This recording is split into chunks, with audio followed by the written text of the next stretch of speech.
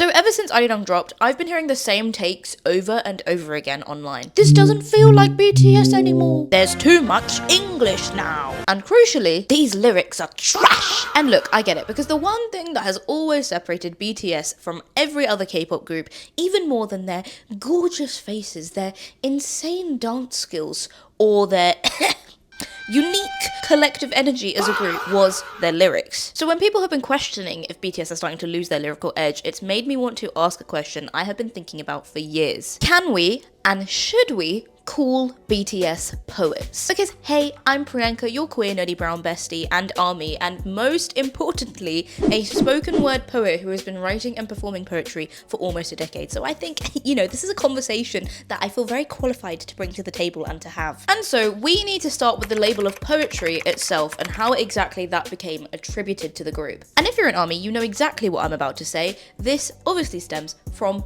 RM. BTS's leader, we love him. He's literally been dubbed the emotional poet by Korean TV and the poet's poet by ARMY, all for good reason. But you may not know that his love of the written word goes all the way back to 2005 when he was just a little 10-year-old boy who was posting his poetry online. And in an interview with Variety back in 2022, RM revealed that when he was younger, he actually wanted to be a poet or an author when he grew up, not a musician or idol or even rapper. It's really evident that RM's desire to be a poet has translated into the uniquely beautiful wordplay of all of the songs that he's written or co-written for BTS. Because those songs employ almost all the same techniques that poets would use, particularly bilingual poets. And there's so many examples of RM's iconic wordplay that I could pick out, like the ones that you're seeing on screen right now. But the most emblematic example that I want to linger on is from Trivia Love, which is from the album Love Yourself Answer, where he plays with two words in Korean, salam, meaning person, and sarang, meaning love. As you can see on screen, the play is not only in the idea that these words themselves are similar,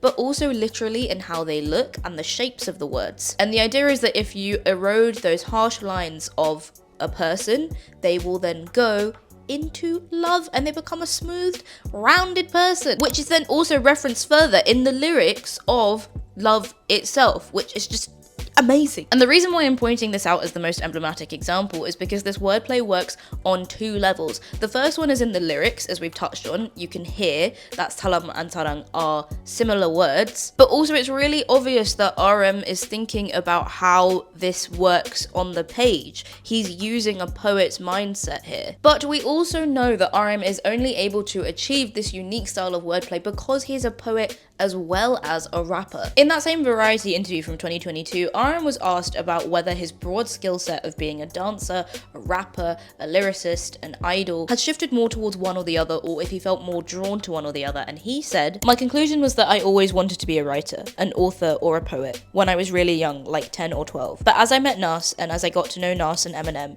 it changed into rap. Because at that time I thought rap stands for rhythm and poetry, which I'd like to add to prevent the spread of misinformation is not true. If you write a rap, it's still poetry. These days the industry is changing, the hype is rising. So the importance of lyrics is losing its position.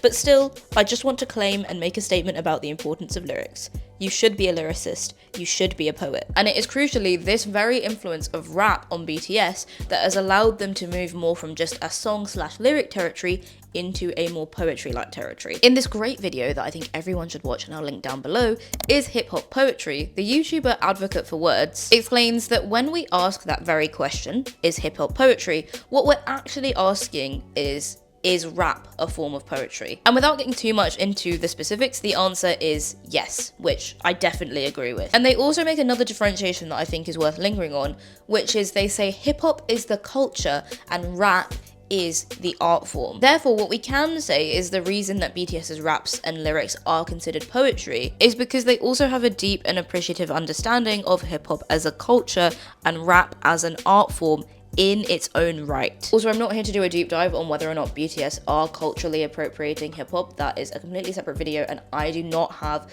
enough knowledge on hip-hop to be able to make that video. But my opinion from the little research I have done is that at the start of their careers, I think we can agree that it felt a little bit more appropriatey, but it has shifted into a more appreciative mindset, as we've seen from their recent Rolling Stone interviews as well. As with any artistic medium, there is a huge spectrum of where good and bad versions of that art form can fall. But I think RM's specific evolution of going from a poet then a rapper is what's allowed BTS's lyrics to fall more on the poetic end of the rap spectrum. The key differentiation about BTS as a group, though, is that RM is not the only member who has literary inclinations. Another reason why BTS's lyrics can be put in the more poetic category is arguably because so much of their album concepts and inspirations have stemmed from books or kind of larger psychological concepts as well. For example, Wings, come on Wings, being tied to Hermann Hesse's 1919 coming of age novel Damien, and Persona / Map of the Soul being tied to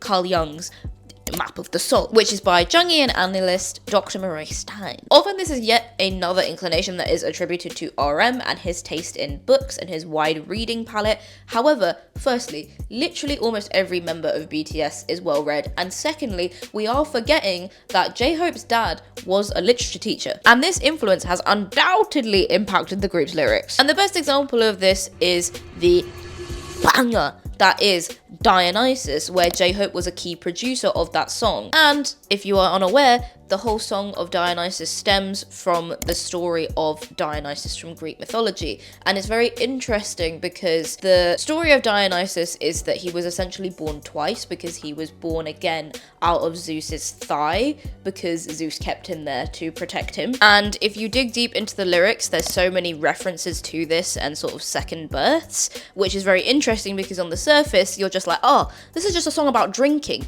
No. As the YouTuber Asian Entertainment and Culture also points out in this video, J-Hope is also a lover of idioms, and I think this ties back to actually him being dismissed slightly, because idioms are just a natural part of everyday speech, and therefore they're often not thought of as poetic. And if you don't know what an idiom is, I will leave an example up on screen.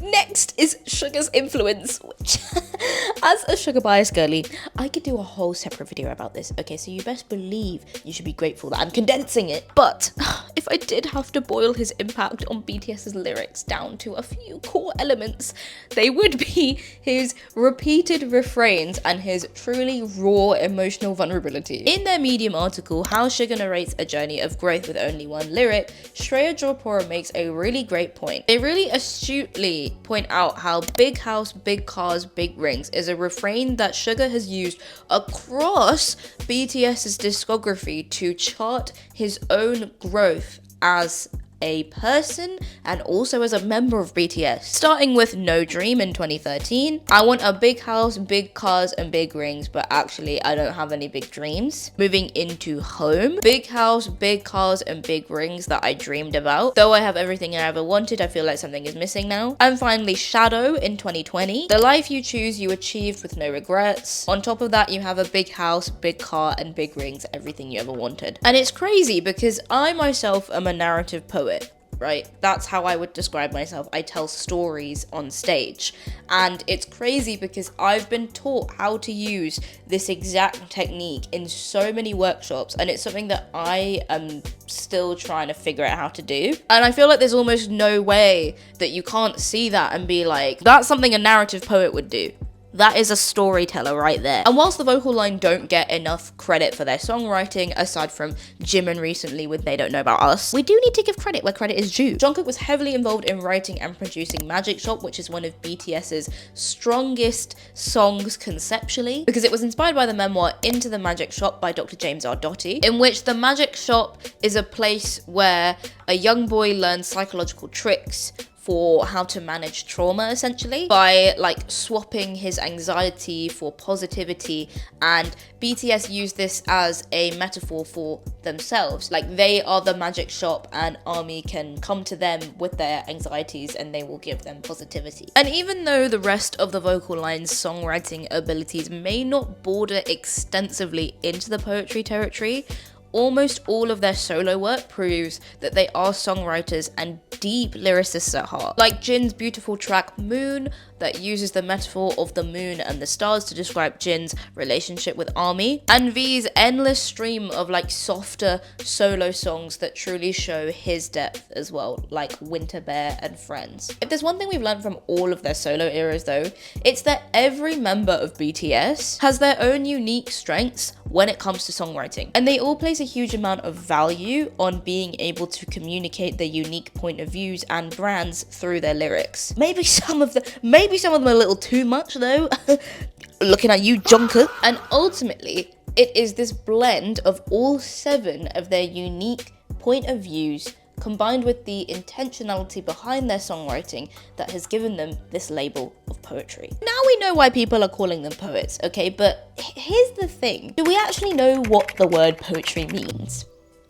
Like, what it actually means? Because, you know, I've been doing this for a really long time, and sometimes even I'm like, I have no clue, okay? So, I'm gonna start this next section by borrowing a definition from Vernon Skinnell's book, How to Enjoy Poetry, where he says, we could say that poetry is a kind of writing which is unparaphrasable, untranslatable.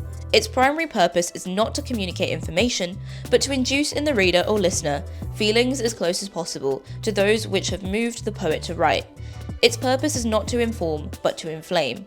It is less interested in telling us about a thing than in presenting the thing itself. He then goes on to say, in a more simple way, that poetry is how the thing is said, rather than what is said. Generally, even though there can be overlap, a chunk of prose in comparison might be more concerned with delivering a specific and intended meaning that is factual, whereas poetry doesn't really concern itself with either of those things. A great BTS example of this is the song Butterfly, because according to Billboard, it's a key representation of the lyrical complexity that sets them apart as a K-pop group. And I think we can all agree, even more than the songs that came prior to Butterfly that were also praised for their lyrics, like No or Tomorrow, the whole of the Most Beautiful Moment in Life series is what truly showcased their songwriting abilities, particularly overseas as well. So to use Skinnell's definition here, if you take the main thesis of the song or the meaning at face value, it's I'm scared to lose you like a butterfly. And yes, that does use a simile. And yes, it's an emotional statement, but it doesn't even begin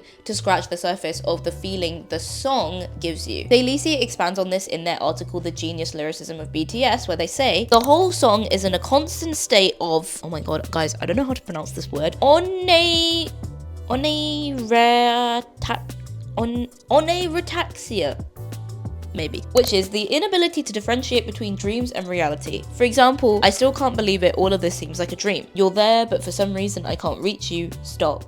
You, who's like a dream, is a butterfly, hi to me. You could argue that the lyrics that they've quoted here have the exact same baseline meaning of the lyrics we quoted earlier. It's just about being scared to lose someone. But its emphasis is on how it's said, like the state of onotoraxia, that one, that makes it incredibly impactful and gives it that unphrasable, untranslatable feeling quality. Interestingly though, when Vernon Skinnell is defining poetry, he also says, poetry's purpose is to induce in the reader or listener feelings as close as possible to those which have moved the poet to write. Obviously though, we need to also consider here that when BTS are writing lyrics, as we've touched upon, it's not a singular process or as singular of a process as poetry can be. If we are calling BTS poets, then there's technically multiple poets involved, like in Butterfly, it obviously wasn't just RM by himself. It was co-written by the Rap Line, P-Dog, Slow Rabbit, and Hitman Bang. But if using the example of Butterfly, we are arguing that BTS are poets in Skinnell's definition, then we can also argue that there's an unseen level of parasocialness that's also wrapped up inherently in giving something the label of poetry, or calling something poetry. It's precisely because the words we read or listen to make us feel something that is untranslatable or unparaphrasable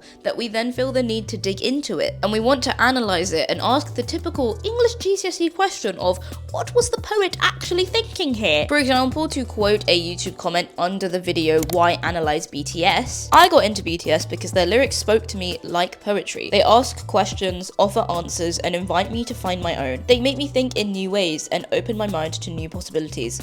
Plus, they are fun. Pop off, queen. It is fun. Why do you think I'm doing this? Ultimately, within poetry, there's therefore a desire to get as close as possible to what the poet actually felt when writing. And when it comes to BTS specifically, you add another 2 layers to this already set standard, which is firstly, normal K-pop parasocial dynamics where fans want to get as close as possible to idols. And secondly, the intentionality and somewhat ambiguity of their lyrics, which then creates this void and invitation for them to be analysed. If we take a song that I love, but that doesn't come to mind naturally when we're talking about BTS's songwriting, Seesaw, it is a great example of this. When I first heard it, I was like, wow, this song is so catchy. Okay, but I was also like, Sugar is so beautiful. Okay, but I was also like, I wouldn't mind if you seesaw. Okay, but I also immediately wanted to Google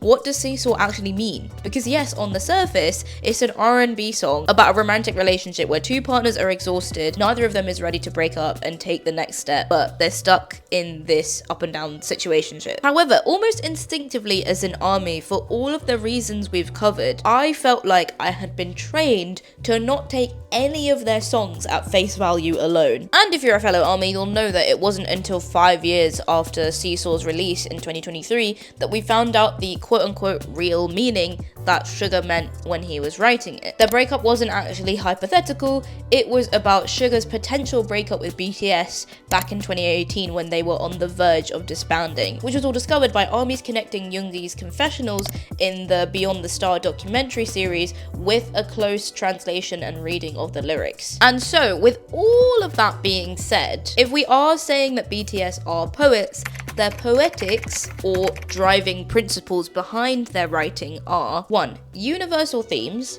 that allow for cultural transcendency and connection. So think about all the Love Yourself era stuff. Think about that even starting in songs like Reflection from Wings, where Aaron was like, I wish I could love myself, people see themselves in that. Or even songs like Paradise, which is about taking a break from the capitalist grind, which I think is something we can all relate to. 2. Simple but intentional language that often strengthens parasocial connections and keyly leaves the reader or listener with more to be desired. For example, we've already touched on Butterfly with this, but Save Me is also a great example of this. The whole idea of creating the Bangtan universe strengthens parasocial connections as well, but the song is literally titled Save Me.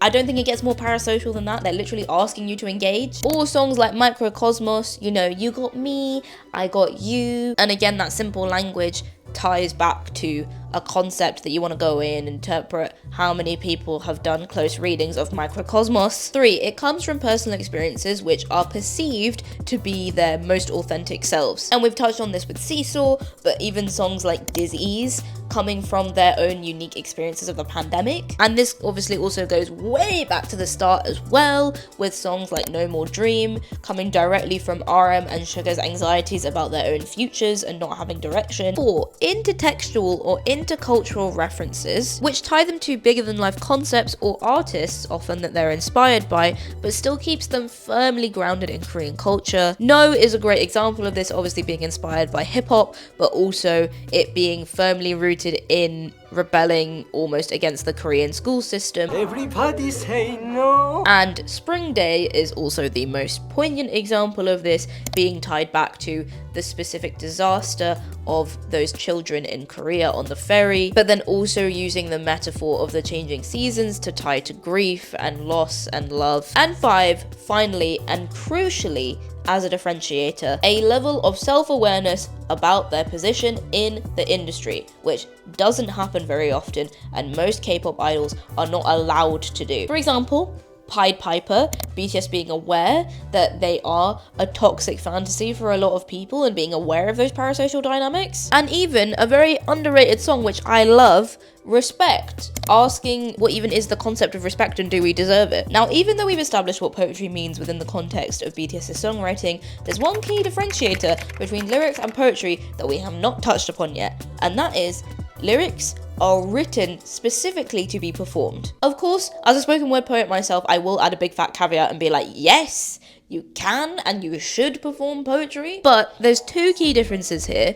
The first one is that oftentimes when you're writing spoken word, at least when you're writing the original poem, you're not really thinking about the audience. Like, you're not thinking about how it will go in connection to a melody. You're not thinking about a dance to go along with it and all these other elements. And secondly is that it requires a very different kind of stage presence and creates a very different connection with the audience. Like, when I perform, I know that most people in the crowd, if I'm lucky, are listening very closely to my individual lines and sometimes even individual words. And I'd say the way you do spoken word is more close to stage acting than it is to performing lyrics. Like, I have that room for intentionality and to take a pause.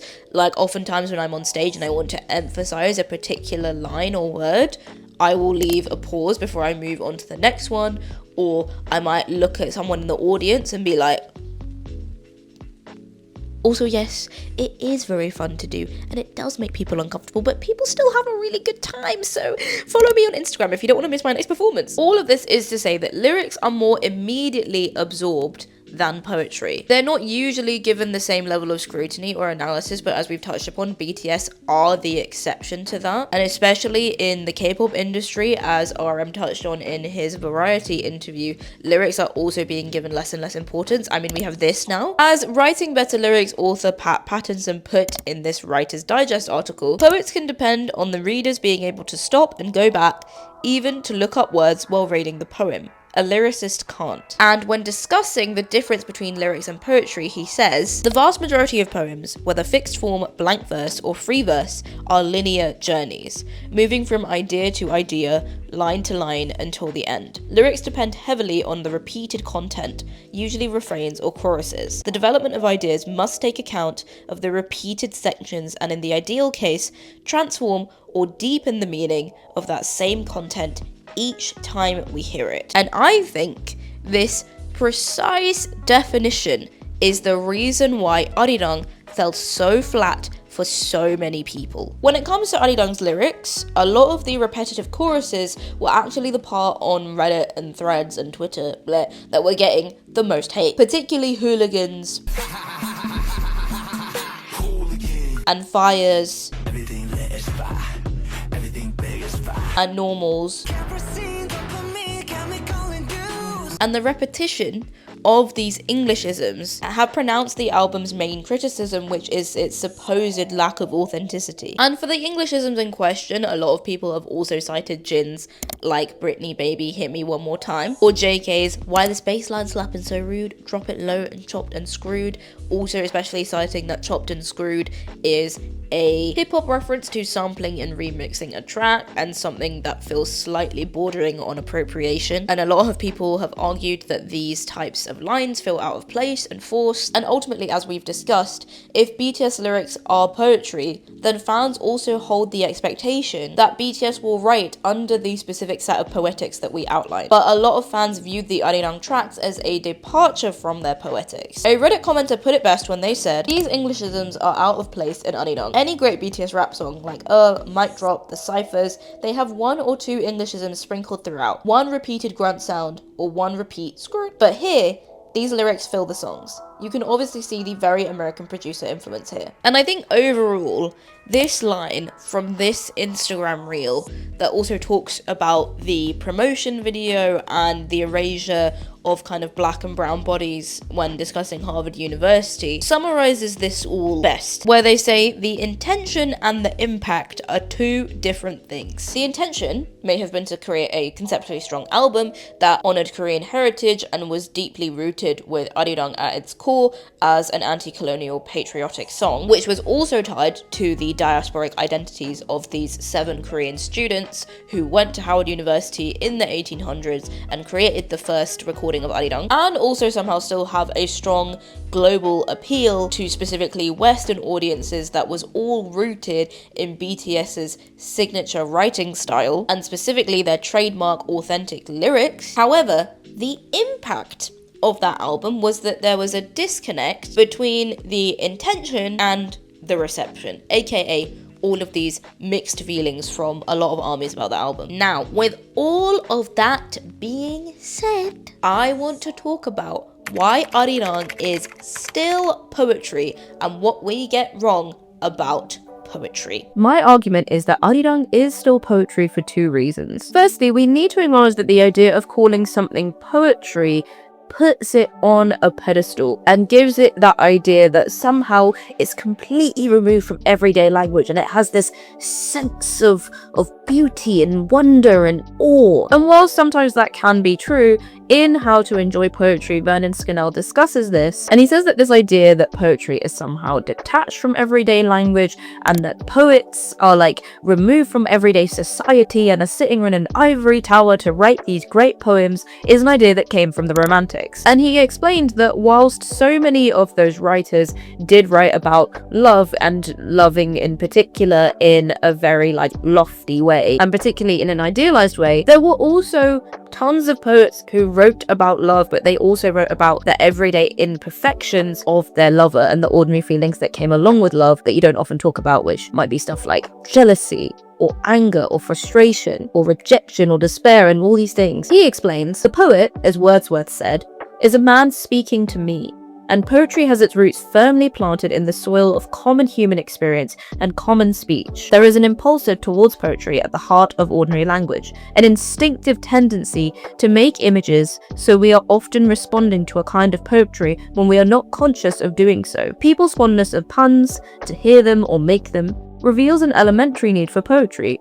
The idioms of common speech are filled with metaphors, many of them striking and vigorous. It's bucketing down, someone will observe on a rainy day, and they will be using language poetically. And so when people online are citing that the language in Arirang is just too simple or plain, we need to remember that defining something as poetry doesn't mean that it needs to be of like the highest, deepest language. Or, in a more comparable example for BTS, lyrics don't need to be in exactly the same vein of like the 2016 angsty, intense feelings era in order for it to be considered poetry and therefore like a good, well-written song. And even after trekking through so many Reddit threads, I can confirm BTS also still used to get hate for the chorus of Butterfly, and a lot of people cited back then that it was also still too simple. But as we've touched upon, there are so many more levels to it than we realize, and therefore it is still poetry, it is still a good song. In fact, the simplicity of the language in Arirang is the exact reason why we can argue BTS are still working within the framework of their established poetics. Like, I feel like it would almost be less authentic and more strange if they came out with a 2016 The Most Beautiful Moment in the World style album in 2026, right? And the second reason is that whether or not you consider the songs good or bad, it is still poetry. For the very same reasons as we've discussed about poetry being considered something quite lofty and grand, we might not feel inclined to call a bad song a poem still, or give it something of a label in line with poetry because it doesn't feel as accessible. Like we have it in our minds that if something is poetry, it must be amazing and grandiose. In an introduction to poetry by X.J. Kennedy, the author argues that when we call a poem bad, we are not talking about its moral implications. Rather, we mean that for one or many more possible reasons, the poem has failed to move us or to engage our sympathies. Instead, it has made us doubt that the poet is in control of language and vision. And we have every right to question that, because as we've seen from the Netflix documentary, BTS, or the poets, were not fully in control of the language or the vision of this album. But in fact, this whole concept is something that I explain to people all the time when I do workshops or when I just talk about poetry in general, and it is that poetry can just be about anything you want to be. Like, the expansiveness of poetry is what makes it so difficult to define in the first place. But because it's expansive, that also means poetry can be nonsensical, it can be cringy, it can be beautiful, it can be amazing, it can be the most beautiful thing you've ever read, but it can also just be like 3 words on a page and that's it, and that's a poet. So even if we do still consider BTS poets, as X.J. Kennedy put it so astutely, even great poets can write awful poems. And when it comes to Arirang's incorporation of Englishisms and the wider debate about whether or not it's Korean or Korean enough, I find it very funny that there is a hugely ironic point that people are missing when they're criticizing the album here. As a diasporic poet myself,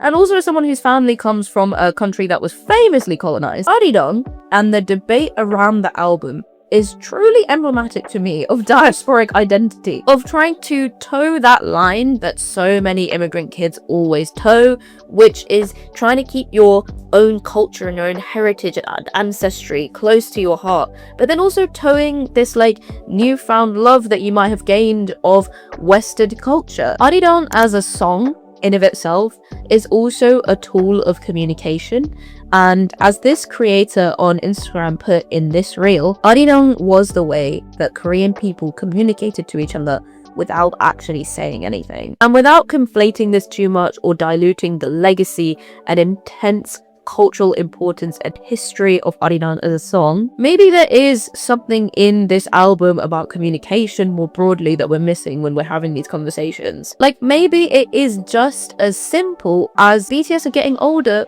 and they don't feel the need to provide as much explanation as they used to when it comes to their albums, you know? Because yes, there may be a gap between the impact and the intention of this album, but that is also where it leaves room for analysis, and the most one can be had. As we've said many times, giving lyrics the title of poetry lends itself to intentionality. And I think it's in trying to dig deep into the reasons behind that intentionality and behind the words themselves is where BTS's legacy actually lies. Sometimes more even than the words themselves. Like, they've cultivated an audience that enjoy critical thinking.